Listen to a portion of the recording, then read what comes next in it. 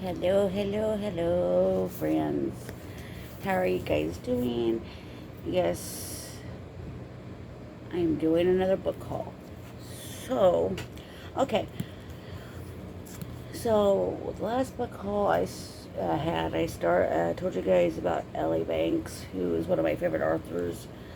Uh, she passed away a few years ago, but I got the second and the third books of the a Vampire Huntress Legend. I got The Awakening, and then I also got the Haunted, and then book for number 3. Um,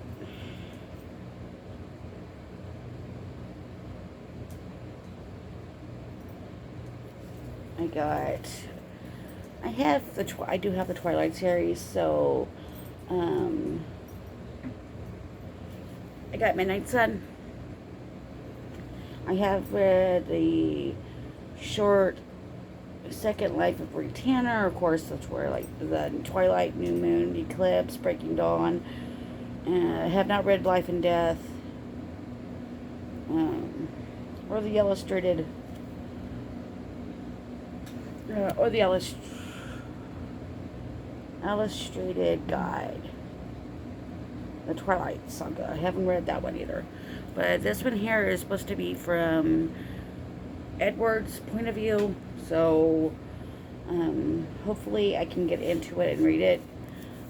Was able to read the Twilight series several times. I did read Bree Tanner once. That one had an interesting twist to it. I will probably go to the library and get the Life and Death,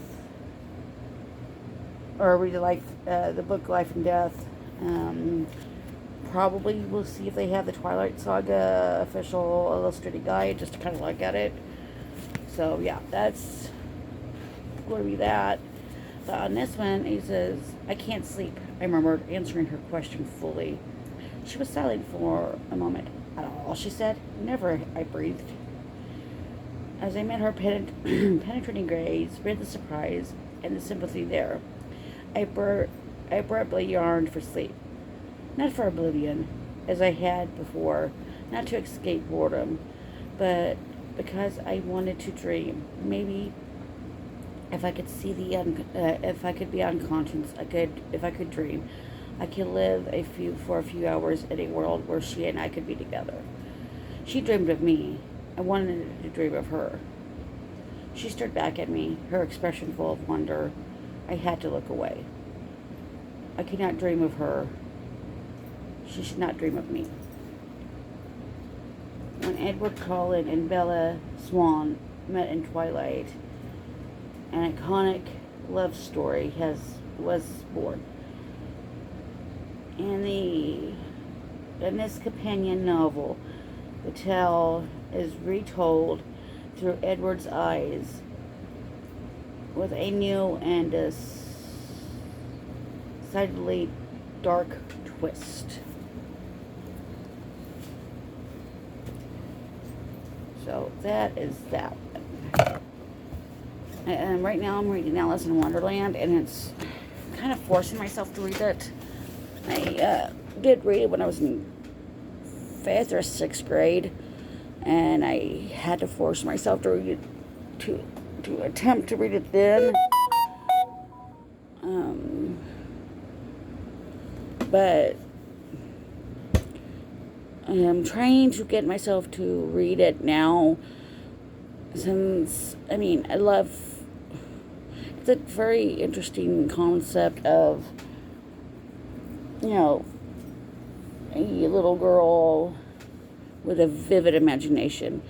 There was thoughts that this girl, it is based on a little girl that Lewis Carroll knew.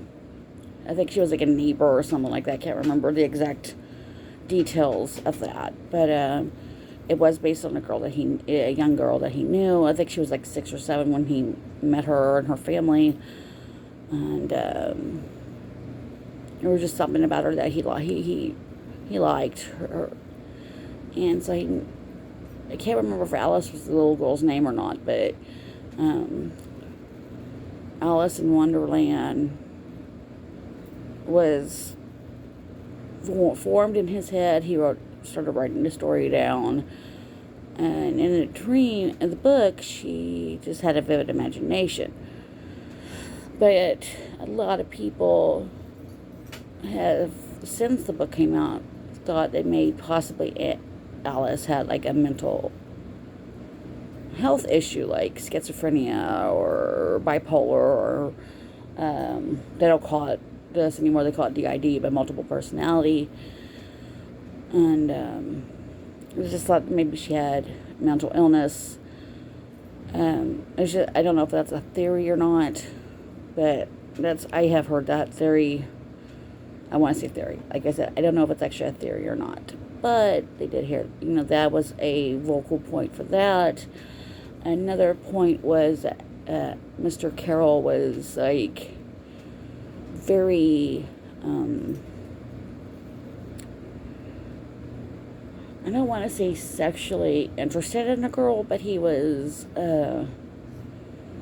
intrigued by her. He was interested in her. And I don't know if exactly don't know the point or expression, not point, but how far the attraction was for him.